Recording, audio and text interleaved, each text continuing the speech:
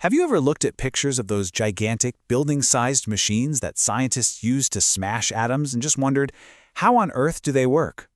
Well, today we're going to pull back the curtain and demystify the particle accelerator. We're breaking down exactly how these incredible instruments get the job done from the inside out. So let's start with a kind of wild idea. What if I told you that one of the most complex, most sophisticated scientific instruments in the world works a lot like an old-school television? You know, the big, bulky ones with the picture tube? It sounds a little crazy, I know, but stick with me, because that's our key to understanding these amazing machines. All right, here's the game plan for our journey. We're going to kick things off with that TV analogy. Then, we'll dive into the basic anatomy of any accelerator, the essential building blocks. After that, we'll look at the originals, the straight-shot machines, and see how they got some seriously clever upgrades. Then, we'll change gears and start going in circles. And finally, we'll answer the biggest question of all. What's the whole point of the smash? Okay, let's jump right into Section 1, a super-powered television. We're about to see just how surprisingly deep this comparison actually goes. When you really break it down, it's amazing how much they have in common. Think about it. A TV has an electron gun to create a beam. An accelerator has an ion source. Check. They both use a powerful electric field to get those particles moving fast. They both need some way to focus the beam to keep it from spreading out, and some way to aim it precisely. And, of course, they both have a target. For the TV, it's the screen. For an accelerator, it's usually a thin piece of foil. And the whole show has to happen in a high-vacuum chamber, so the particles don't just smash into air molecules. It's the same fundamental recipe, just, cranked up to 11. So, with that basic recipe in mind, let's get into the nitty-gritty and look at the two most fundamental parts of any particle accelerator you'll ever find. First things first, you need something to accelerate. That's the job of the ion source.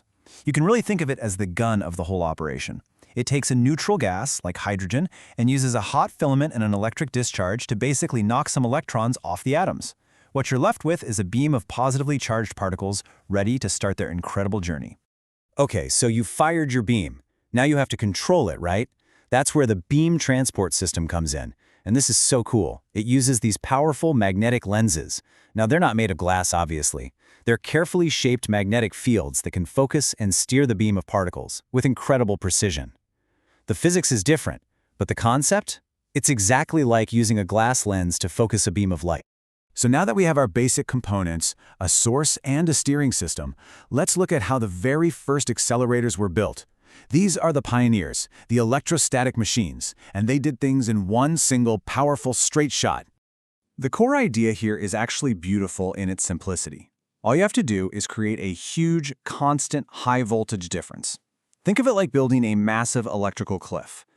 Then, you just take your charged particle and drop it off the top. That massive potential difference gives it one single enormous kick of kinetic energy, flinging it to unbelievable speeds. So really, the whole challenge is just figuring out how to build that cliff. And one of the first truly brilliant solutions was the Cockcroft-Walton generator. This design is pure genius. Imagine you have a whole bunch of buckets. The circuit is set up to fill all of those buckets with voltage at the same time, in parallel. Then, with some clever switching, it instantly stacks all those buckets on top of each other and dumps them out at once, in series. By doing that, it multiplies the initial voltage into one giant electrical push. And here's what that elegant little circuit diagram looked like in the real world. Yeah, this is the actual machine Cockcroft and Walton built back in 1932. It's this towering, complex web of hardware that managed to generate 800,000 volts. And with this beast, they did something that had never been done before. They achieved the first artificial splitting of an atomic nucleus. They made history.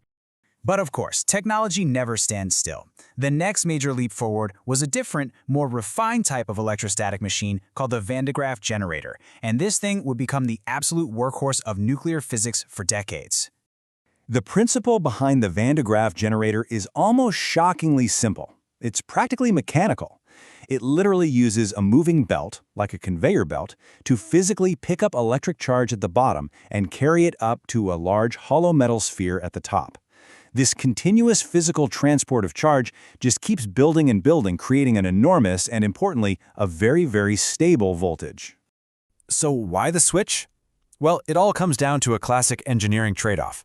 The Cockcroft-Walton could produce a more intense beam, a higher current of particles, but its voltage wasn't perfectly steady. It had a slight AC ripple. The Van de Graaff, on the other hand, had a lower current, but its voltage was rock solid, stable to within 0.1%. And for the kind of precision experiment scientists wanted to do, that stability was absolutely everything. And that one key advantage made all the difference in the world. As our source material puts it, that incredible stability meant the Van de Graaff became the go-to tool, the real workhorse for an entire generation of physicists who were trying to figure out the detailed structure of the atomic nucleus in the 1960s. But then, somebody had an even cleverer idea. They thought, hey, we've built this machine that creates this huge voltage. Why are we only using it once? This led to the tandem Van de Graaff. Here's the trick. You start with a negative ion and accelerate it towards the big positive terminal in the middle. When it gets there, it passes through a thin foil that strips off its electrons, instantly turning it into a positive ion. Well, now that it's positive, it's violently repelled by that same positive terminal, getting a whole second push on its way out the other side. It's an absolutely brilliant way to get double the energy for free from the exact same machine. Okay, so far everything's been a straight line, one or two big pushes to get the particles up to speed. But what if, instead of one big push, you could give a particle a whole series of smaller timed pushes? That brings us to a totally different design philosophy, going in circles with the cyclotron. Now, to understand how a circular accelerator works, you just need to know one fundamental bit of physics. It's called the Lorentz force. Don't worry, it's simple. All it says is that if you have a charged particle moving through a magnetic field, the field will push on it sideways, forcing its path to curve into a perfect circle. That's it. That's the secret sauce. Okay, so here's how it all comes together. Picture this. A particle is injected right into the center, in a small gap. An electric field across that gap gives it a little kick. Then, a big magnetic field takes over and bends its path in a perfect semicircle. Now, by the time it gets back to the gap, the electric field has flipped its polarity, so it gets another kick, but in the right direction. And this just repeats over and over and over. Kick, bend, bend. With every single lap, the particle spirals outwards, going faster and faster and faster. And you might be thinking, wait a minute, as the particle goes faster, its circle gets bigger. Won't the timing get all messed up? Well, this is the stroke of pure genius from its inventor, Ernest Lawrence.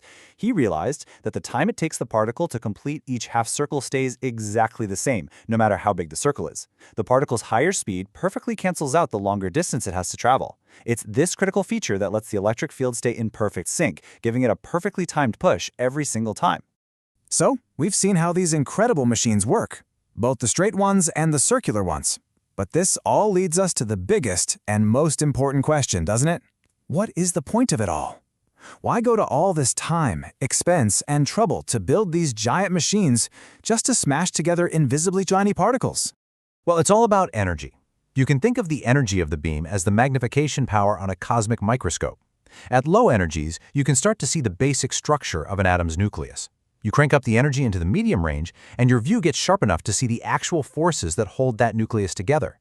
But then, when you get to really high energies, you can do something truly spectacular. You can use that energy to create entirely new, exotic particles, forms of matter that haven't existed in our universe since the first few moments after the Big Bang. So when you look at the whole history, you see this incredible evolution. Particle accelerators started out as tools for just studying the things that already exist. But as they got more powerful, they became something more. They became tools for creation, for forging entirely new forms of matter, and pushing the absolute boundaries of what we know about the universe. And that leaves us with one last, kind of profound thought to chew on. We build these absolutely colossal machines, all to smash together the very smallest things we can possibly imagine. But in doing that, what we're really trying to do is answer the very biggest questions that we as a species can ask. What is our universe truly made of? What are the fundamental rules that govern it? And what other incredible secrets are just waiting for us to find in the heart of the next even more powerful collision?